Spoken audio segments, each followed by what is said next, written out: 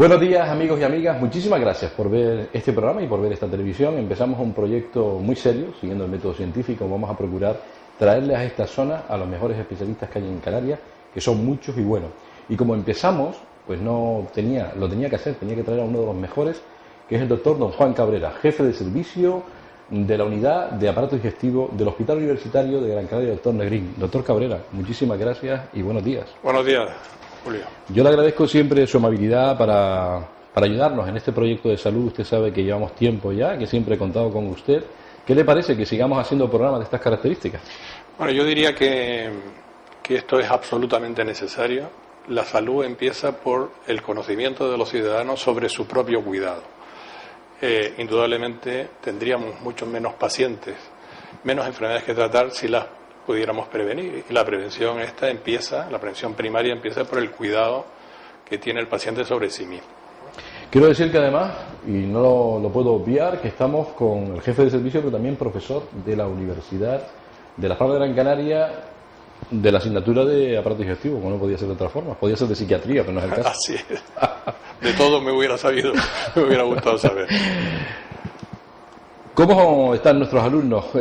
Esa camada que viene de nuevos médicos, ¿estamos en buena disposición, igual que en otras comunidades del resto de la península? Nuestra facultad tiene una ventaja. Y la ventaja fundamental de nuestra facultad son los hospitales que tenemos. Tenemos dos hospitales importantes y unos centros de salud que están anexionados a la formación preclínica durante la universidad, que juega un papel importantísimo en la formación. Indudablemente, hace unos años pues estábamos todavía en mejores condiciones, puesto que eran pocos alumnos. Ahora son 3 veces más de los que teníamos inicialmente. No obstante, yo creo que los alumnos de Gran Canaria tienen una gran oportunidad, que es practicar esta profesión durante su formación, cosa que en universidades importantes de la península no tienen hospitales para acoger a todos los alumnos. Yo, en mi opinión, ahora mismo hay demasiados alumnos para poderle ofrecer la misma calidad. De cuenta que nuestra facultad ha estado siempre entre las 5 primeras del MIR. Nosotros tenemos alumnos muy aventajados, gente que ha sacado números entre el 1 y el 100 todos los años. Y bueno, ahora pues las prácticas se pueden, veremos ahora, porque empieza precisamente el curso que viene. En las asignaturas clínicas comienzan estos 150 alumnos a ir a asistir a los hospitales, que junto con el incremento producido también en enfermería, pues vamos a ver cómo podemos digerir este avalancha de alumnos, que yo creo que no ha sido muy acertada, en mi opinión. Doctor Cabrera, yo necesito saber su percepción sobre la situación actual de la medicina en base a nuestra economía. Estamos pasando momentos muy difíciles y eso hará, incluso usted sabe que hay una polémica de la que me gustaría, como siempre, usted nos diera su opinión también respecto a genéricos y respecto a otras cosas, en un sistema que cada vez va a tener más dificultad para su sostenibilidad. ¿Está afectando la economía a nuestra medicina? Indudablemente. Esto va a ser un hándicap para el desarrollo que estaba teniendo la medicina española, un desarrollo importante, porque la medicina española a partir de los años, a principios de los 80, dio un salto cualitativo importante en cuanto no solo a la atención de los pacientes, que se notó un cambio radical, sino a la investigación médica, la investigación clínica, la que se hace en los hospitales. Y para esto es necesario tener el personal suficiente. Es decir, ahora los gestores analizan el personal muy estrechamente, mirando exclusivamente la función asistencial. Y esto indudablemente es debido a esta crisis, pero los hospitales universitarios no solo tienen una función asistencial, sino tienen una función docente, que es la de los alumnos que están en formación en la universidad, y luego otra también tan importante como la formación de especialistas. Y estas cosas se deben de tener en cuenta al momento de ajustar los tiempos de los médicos y enfermeros que están en un hospital, y no solo dimensionarlos en función del número de pacientes, sino que tienen esta función añadida. Nuestros adjuntos, nuestro staff se dedica no solo a cuidar a pacientes, sino a enseñar a otros. Y esto ha sido la tradición española de enseñar. Y la medicina española cambió radicalmente desde que se hizo el programa MIR, que bueno, como lo tenemos, a todo el mundo le parece muy sencillo, pero el programa MIR es un programa importantísimo en la formación y en la calidad de los médicos españoles, que ya muchos países europeos quisieran tener esta formación. Y esto es lo que yo temo con las restricciones, que esto se pueda venir un poco abajo con las restricciones de los tiempos, porque cuando se hacen los análisis del personal necesario en los hospitales, se está ajustándose solo al trabajo asistencial y no mirando estos aspectos que son fundamentales, porque además la investigación clínica no solo hace que España tenga un prestigio, sino que mucha de la investigación clínica lo que hace es ver qué tratamiento es el más idóneo para el paciente, bajo el punto de vista, lógicamente, de la supervivencia, de la calidad de vida del paciente y, por último, de la economía. O sea, que si no se investiga, nosotros podemos repetir errores sucesivos. Entonces, la investigación en los hospitales que nosotros tenemos debe ser fundamental y esto ha venido abajo.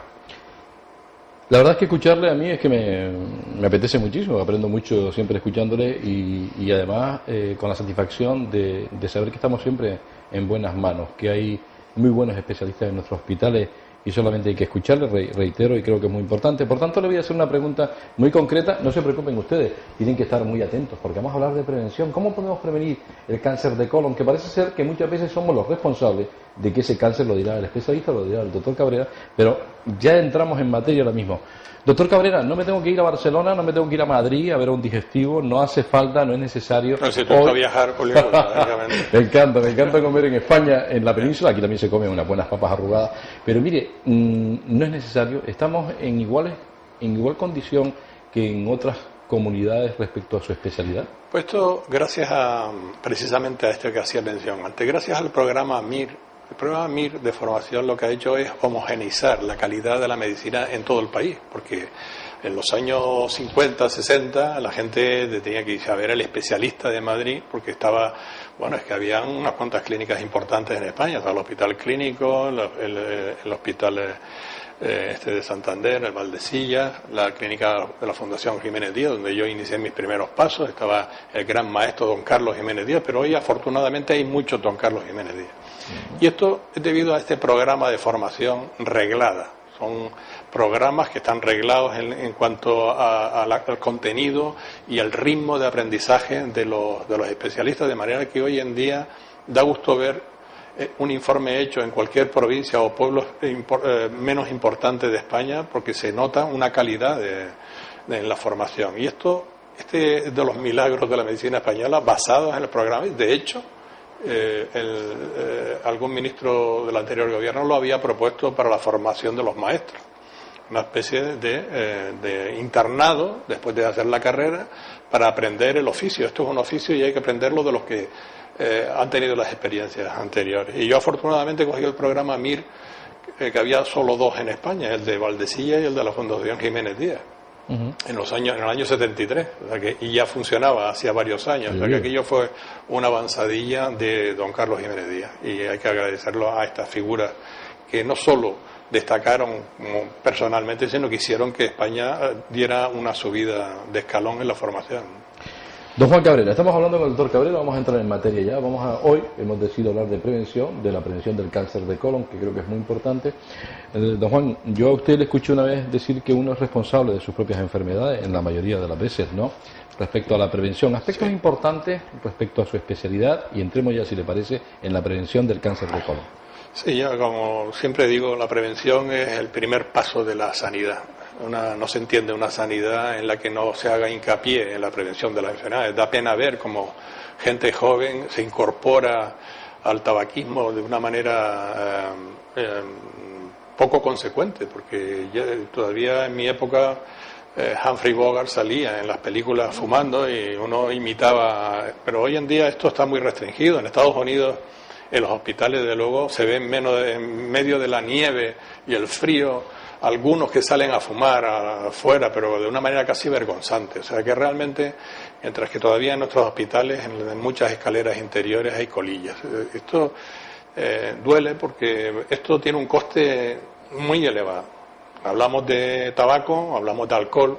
Nosotros tenemos una proporción importante de pacientes cirróticos de origen alcohólico. Y claro, son enfermedades por falta de conocimiento, la obesidad, el alcoholismo, el tabaquismo, Yo diría que más de la mitad de los pacientes que requieren ingresos hospitalarios están relacionados con este tipo de hábitos que no son sanos, ¿no? En cuanto a digestivo, desde luego cabe destacar la prevención del cáncer de colon, porque es el cáncer más frecuente de todos en la mayoría de los países. Y es el cáncer que más barato cuesta la prevención. En Europa se utiliza el test de sangre oculta en heces, que es un test actualmente modificado, y de manera que en las heces se detecta hemoglobina humana, o sea que no cabe el equívoco con otro tipo de sangre de animales al tomar carne cruda, etcétera. Son test muy sensibles y muy específicos. Y de hecho hay un estudio en marcha que será prontamente publicado, realizado y dirigido por un canario, el doctor Enrique Quintero, en el que se compara este sistema de prevención del cáncer de colon con el americano, en el que se utiliza la colonoscopia de entrada, ¿no? Pero claro, la colonoscopia tiene también sus efectos secundarios y todo es medible, y este artículo que se va a ser publicado recientemente o próximamente en el New England va a poner las cosas en su sitio. Nosotros creemos que el test de sangre oculta en heces, que es un test muy sencillo, puede detectar todo tipo de los tumores de cáncer colorectal en su fase incipiente, y esto nos permite evitar, y de hecho así se ha demostrado en estudios comparativos en la población que ha sido sometida a este test, incluso el test anterior, que era menos sensible, disminuye la mortalidad por cáncer de colon.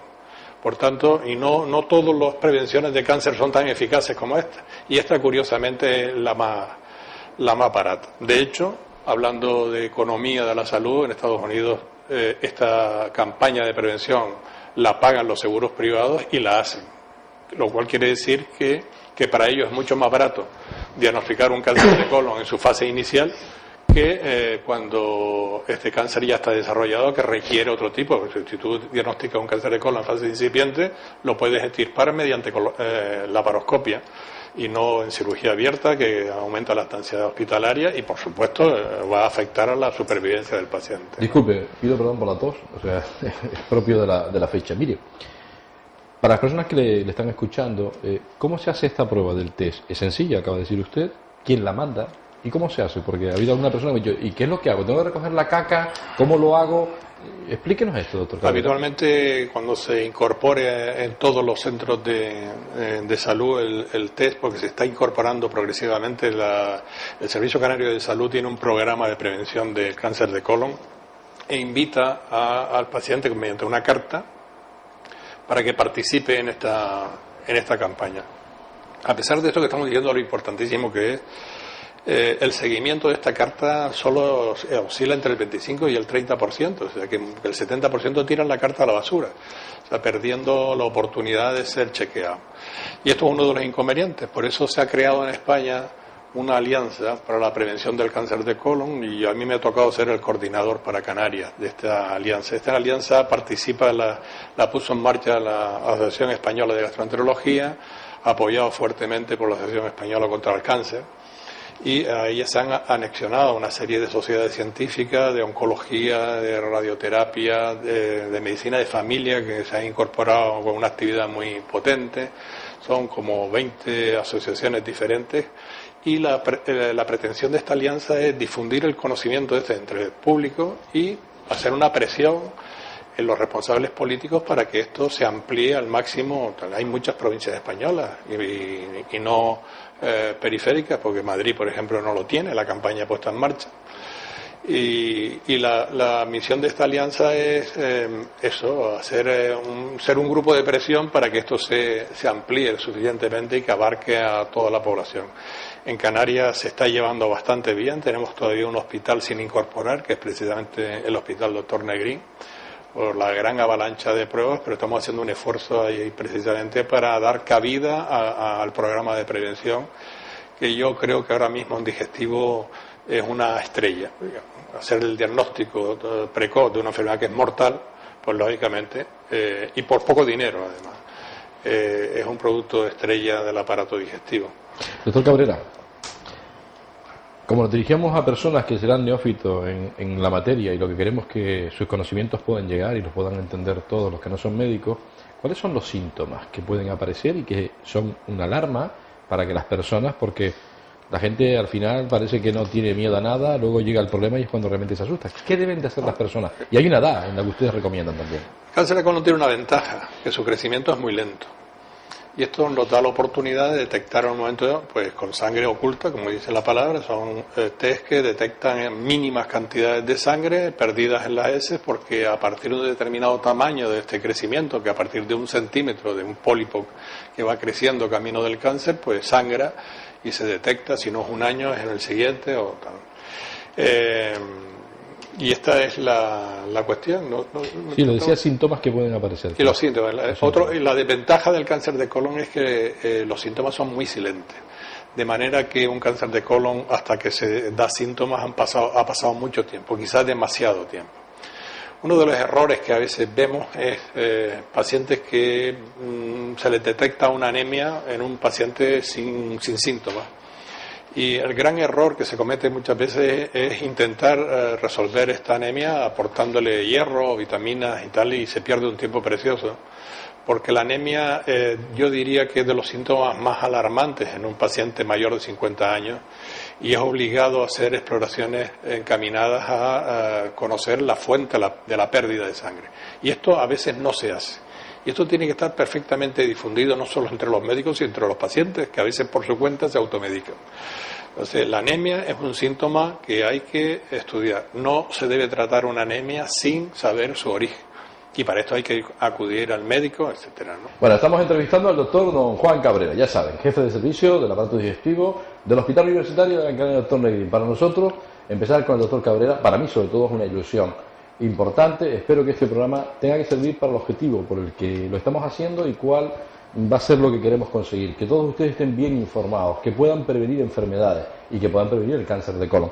Doctor Cabrera, decía usted hace un momento el tabaquismo. A mí es que yo era fumador hace años, ¿verdad? Y gracias a Dios llevo 25 años sin fumar, creo que es lo mejor que he hecho en mi vida. ¿Por qué esa relación tabaquismo, cáncer de colon? Habrán estudios epidemiológicos que así lo manifiestan, ¿no? Sí, hay algunos estudios epidemiológicos que demuestran que el tabaco, el alcohol, la obesidad y la falta de ejercicio, digamos que serían los aspectos más importantes. Siempre se ha discutido si la dieta con fibra es mejor, tal que hay algunos indicios de que las personas que comen carne a la brasa muy directamente pegada al fuego tienen una mayor incidencia, aunque estos estudios no son absolutamente contundentes. Lo que está claro es que el ejercicio disminuye un 40% la incidencia de cáncer de colon. Esto es muy importante. Por eso la prevención primaria no solo es hacer el test de sangre oculta en heces, que sería una prevención secundaria, sino la primaria es el cuidado de las personas. No se sabe bien por qué es esto, pero lo cierto es que los estudios epidemiológicos demuestran que el ejercicio de forma continuada reduce en un 40% la incidencia de cáncer de colon, que es una cifra la verdad es que llama la atención. Me gustaría preguntar una cosa, estemos atentos también a esta pregunta y sobre todo a la respuesta del doctor Cabrera, que es lo importante. Tiene un componente hereditario, lo hemos leído, parece ser sí, que... ¿Y aquí qué es que aconseja el especialista en este caso? Bueno, hay un cáncer de colon familiar, hereditario, que es solo el 10% del total de los cánceres de colon. Cuando alguien tiene en la familia más de dos casos o más de cáncer de colon, particularmente si son menores de 50 años, es aconsejable que los familiares en primer grado se hagan una colonoscopia 10 años antes de que haya ocurrido el cáncer de colon en esa persona menor de 50 a 60 años. Eso es un grupo.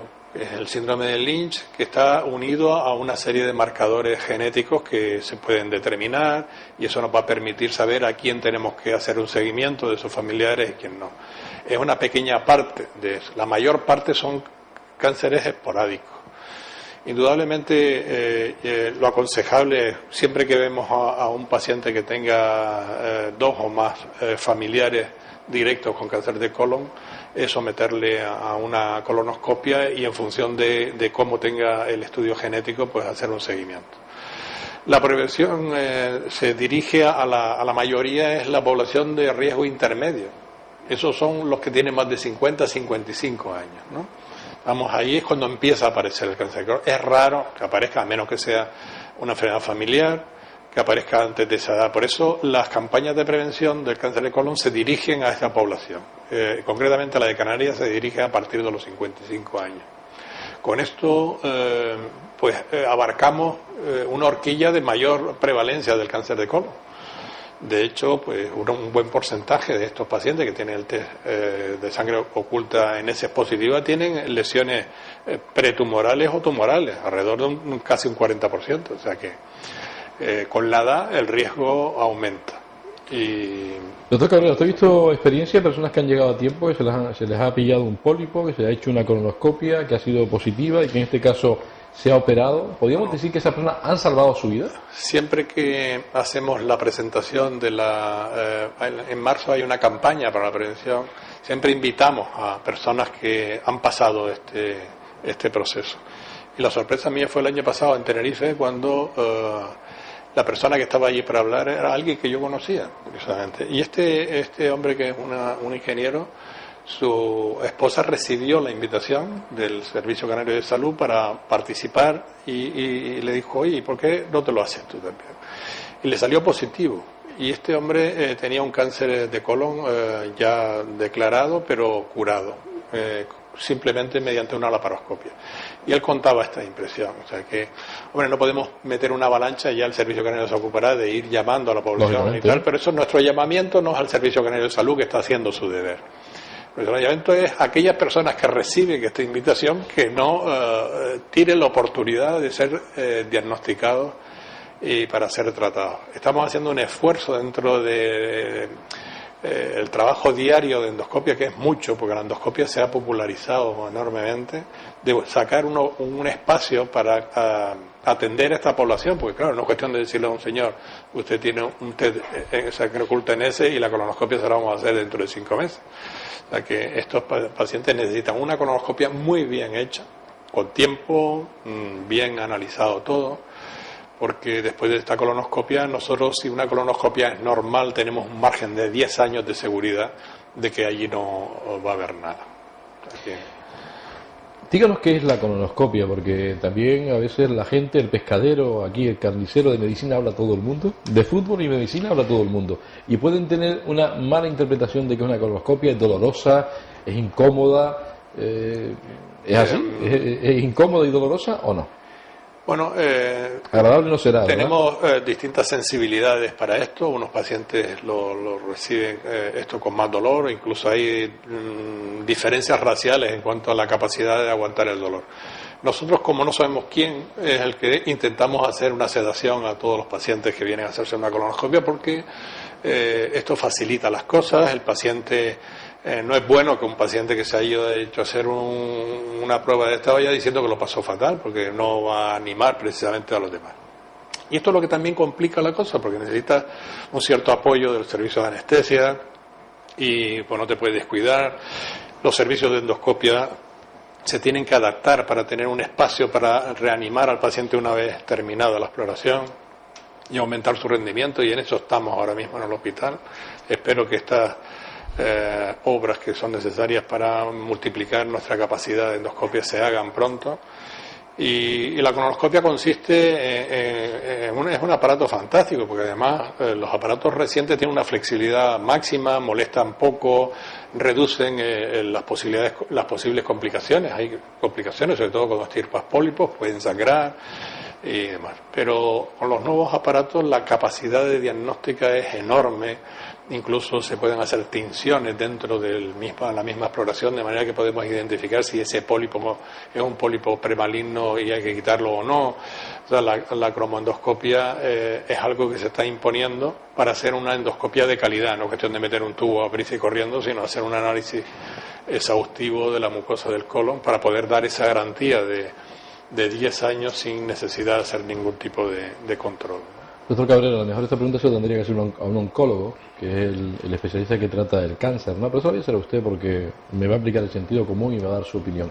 ¿Usted cree que está existiendo en los tiempos que estamos viviendo una proliferación de los cánceres en general o en particular en el suyo, pues por cómo comemos, por cómo vivimos? Yo no sé si el estrés, que no creo que esté demostrado científicamente afecta, pero desde yo luego, le quiero hacer la pregunta. Hay un incremento claro de casos de cáncer de colon. Por una parte, hay mayor número de diagnósticos, porque una persona se puede morir con un cáncer de colon de cualquier otra cosa. Sí, se puede tener un cáncer de colon y puede morir de otra cosa. De un infarto. Por ejemplo. Y nadie se ha enterado que tú tienes un cáncer de colon. Ahora con las campañas de prevención pues se diagnostican más. Eso por una parte. Por otra parte, la población vive más años. De manera que nosotros no le negamos hacer una colonoscopia a una persona de 80 o 83 años que está en buenas condiciones. Ni le vamos a negar la cirugía. Por tanto, se va ampliando el tiempo, ¿no? En muchas campañas de prevención dice, bueno, pues solo se lo hacemos a personas hasta los 80 años. Pero claro, depende de cada paciente. Pacientes sin enfermedades asociadas que pueden tener un pronóstico de vida de 10 años, pues lógicamente son candidatos a hacerle su prevención también. Y también, indudablemente, debe haber factores que favorecen el desarrollo de cáncer de colon. Si no, solo pensar en las fumigaciones masivas que se hacen de los cultivos con productos químicos que, pues claro, un medicamento está probado primero en animales, en voluntarios, pero los productos estos fertilizantes, insecticidas y demás, pues muchas veces pues no son suficientemente seguros, y esto vivimos en el mundo que vivimos. A pesar de ello, pues la esperanza de vida de un español recientemente es de 83 años, lo cual quiere decir que vamos avanzando a pesar de las dificultades. Y lo cierto es que hacemos muchísimas más colonoscopias. Cuando yo empecé la especialidad se hacían gastroscopias temiendo el cáncer gástrico. Sin embargo, ha disminuido. Esto es un fenómeno que se ve en todos los países. Los países que están en fase de desarrollo tienen un aumento del cáncer de gástrico importante, y luego cuando ya están en una fase de desarrollo importante, pues disminuye el cáncer gástrico. Esto es una verdad que es así. Doctor Cabrera, ya para ir terminando, porque hemos hablado largo y tendido sobre el tema, yo creo que ha quedado francamente bastante claro, y si hay alguna duda, pues yo espero algún día tener al doctor Cabrera en el plató también de la televisión, para que ustedes puedan preguntarle de forma directa, y también tenemos una página que luego la hablaremos y la comentaremos, porque también será a través de un foro poder contactar directamente con el doctor Cabrera. A veces hablamos de sexo, parece que las mujeres pues están más protegidas a nivel cardiológico por sus estrógenos, y es difícil que sufran un infarto de miocardio hasta que llegan a la menopausia. ¿Qué pasa con el cáncer de colon? ¿Ya afecta tanto al hombre como a la mujer? Afecta al hombre algo más, pero no de una manera significativa. El sexo aquí tiene poca importancia. O sea que tanto el hombre como la mujer están prácticamente en el mismo riesgo de padecer la enfermedad. Bueno, pues llevamos con el doctor Cabrera casi 50 minutos. Yo espero que ustedes disfruten lo que es el inicio de este proyecto de salud, en el que nos lo vamos a tomar muy en serio. Vamos a traer a los mejores especialistas. Ya les indicaré al final cuál es el que verán ustedes la semana que viene. Empezamos con el doctor Cabrera. Y hoy está hablando de la prevención del cáncer de colon, pero tendremos que invitar al doctor Cabrera para hablar de otras patologías que tienen que ver con el aparato digestivo. Y doctor Cabrera, a mí me gustaría hacer una pregunta, como profesor de la universidad, por sus conocimientos, pues por todo lo que sabe usted de esto, la importancia que le da usted a la relación médico-paciente. Y sobre todo a la hora de diagnosticar, porque esto de comunicar cosas no apetecibles, yo a ver si usted me lo va a permitir, cabrea cuando uno se enferma, ¿verdad? Por eso lo digo. ¿Importante? Bueno, es tan importante que en el nuevo plan de estudios hemos introducido asignaturas relacionadas con la profesionalidad del médico, la labor de un médico en la sociedad, una asignatura de relación con el paciente, porque no es fácil dar malas noticias, es necesario además conocer la idiosincrasia, porque absolutamente, y las condiciones del país. Yo me sorprendí mucho en Estados Unidos cómo se le comunicaba a los pacientes crudamente las cosas, ¿no? Entonces, bueno, ahí hay otras condiciones, son compañías de seguros las que están en juego, hay demandas porque el médico no ha informado suficientemente. Yo creo que en España mi experiencia es que los pacientes deben de demandar lo que ellos quieran saber, o sea, que uno no tampoco puede ir mucho más allá si no es necesario, si no va a ayudar al paciente. Si el paciente te pide, oye, quiero información diaria de mi evolución, pues lógicamente. pero hay que ser prudente en la información, y de hecho en la facultad, ya digo, hay una asignatura dedicada a esto, porque quizá de lo más que se queja de la población es del trato que puede recibir del paciente, que en muchos casos está condicionado por las masivas consultas que se producen en los centros de salud, que la verdad que el médico se ve forzado a despachar gente en pocos minutos, ¿no? ¿Por qué razón vamos más? Eso se lo escuché a usted y después lo pude comprobar en estadísticas, que vamos 8 veces más que los europeos al médico. ¿Eso hay algo que justifique esa situación? Bueno, yo creo que esto es un capítulo de cultura general. Por eso, programas como este, claro, estos programas no tienen una gran subvención de las empresas privadas, porque bueno, aquí no vamos a hacer propaganda de fármacos, ¿no? Porque no es cuestión de esto, pero yo creo que son programas que son necesarios, y siempre uno echa de menos estos programas porque es tan fundamental que la gente tenga una información, buena información, que tenga una buena información sobre cómo prevenir las enfermedades, cuándo tiene que ir al médico. Que la gente también sea consciente del coste de la sanidad, que aquí como es gratis todo, pues la gente va a pasar un rato como el chiste, ¿no? Dice, no, y no fui al ambulatorio porque estaba malo, ¿no? Esto no puede ser. Es decir, la gente tiene que saber cuándo tiene que ir, tiene que tener una cultura social en el sentido de saber el coste, porque la gente no sabe el coste de cualquier análisis.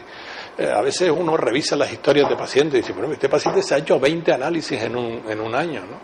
Entonces, este es un abuso que no conduce a una mejor salud, sino todo lo contrario, a exponerse a exploraciones que pueden tener accidentes y tal. Yo creo que es necesario tener siempre un programa de formación, no solo en televisión, sino en web, en aulas de cultura sanitaria, etcétera, donde profesionales, tanto médicos, enfermeros, fisioterapeutas, tengan un espacio.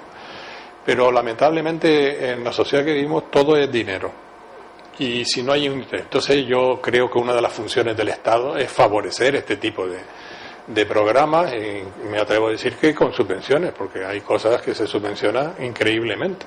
El carnaval. Cuando uno lee el boletín oficial donde van las subvenciones españolas, pues uno puede comprender que quizá alguno de esas subvenciones podía ir a darle a las personas un conocimiento que les permita sobrevivir mejor y provocar menos gastos en la sanidad, que son abultadísimos. Sí, señor. Doctor Cabrera, usted decía antes el alcohol, pero una copita de vino de vez en cuando, yo sé que usted se la toma y yo también. Eso... Y sobre todo si es un gran reserva. Y si es muy bueno, además. Gran reserva. Porque pues tiene sí, sus taninos y además es cardiovascular, ¿no? Lo sí, digo porque... tiene un efecto protector sobre la isquemia coronaria, tomado en, bueno, es una copa.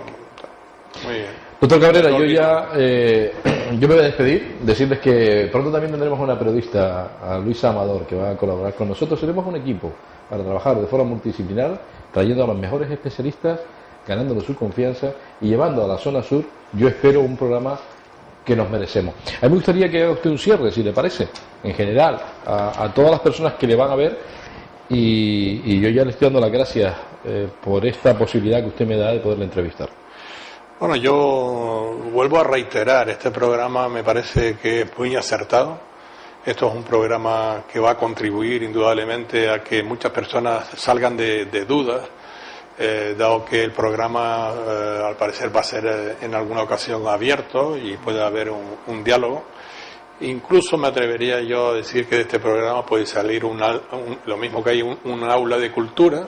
En muchos ayuntamientos podría haber un aula de salud donde a lo largo del año se celebren debates en cuanto a la salud, a la prevención, a la medicina pública. Yo creo que esto hará que los ciudadanos se sientan más dueños de su sanidad, que en definitiva sale de las arcas de todos, ¿no?